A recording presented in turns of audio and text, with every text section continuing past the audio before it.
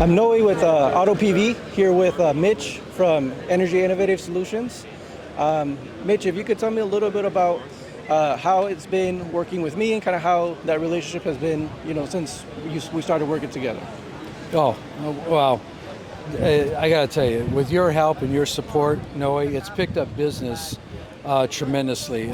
First of all, being in California keeps us busy alone with all the high rates and the blackouts and brownouts that our commercial base is faced with. It's opened the door to solar, battery backup. Everybody right now is concerned about energy savings.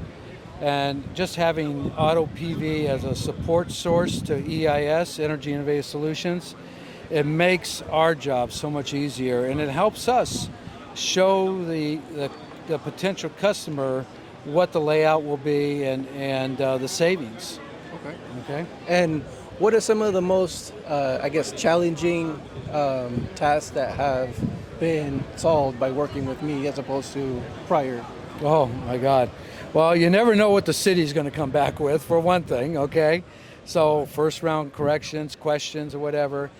And having Auto PV, you knowing especially, is you're there. I mean, it's not just here's the plans and you're done. It's here's the plans, let me know what happens.